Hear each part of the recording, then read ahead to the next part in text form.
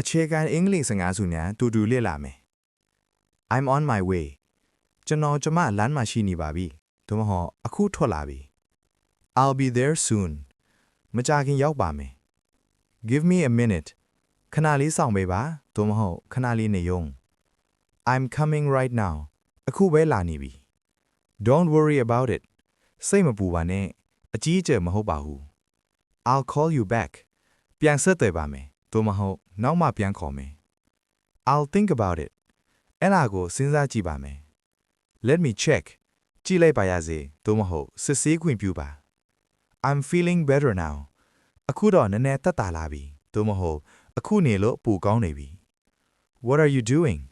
ဘာလုပ်နေလဲ Where are you going ဘယ်သွားမလို့လဲ I'm at home အိမ်မှာပါ I'm a bit busy right now အခုနည်းနည်းအလန့်ရှုပ်နေလေ I'll talk to you later နောက်မှပြန်ပြောမယ် That sounds good အဲ့ဒါကောင်းမယ်ထင်တယ်သို့မဟုတ်ပြောတာကြားကောင်းတယ် I totally agree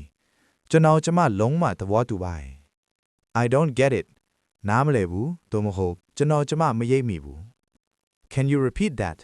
ထပ်ပြောပါဦးသို့မဟုတ်ဘာပြောတာလဲထပ်ပြောပေးပါ What do you mean ဘာကိုဆိုလိုတာလဲသို့မဟုတ်ဘယ်လိုမျိုးလဲ I'm not sure မထေချဘူးသို့မဟုတ်အတီးမကျူးနိုင်ဘူး It doesn't matter အရေးမကြီးပါဘူးသို့မဟုတ်ကိစ္စမရှိပါဘူး I have no idea မသိဘူးသို့မဟုတ်ဘာမှမသိဘူး I'm really tired today ဒီနေ့တကယ်ပဲပင်ပန်းနေတယ် Let me help ကူညီခွင့်ပြုပါသို့မဟုတ်ကူညီပါရစေ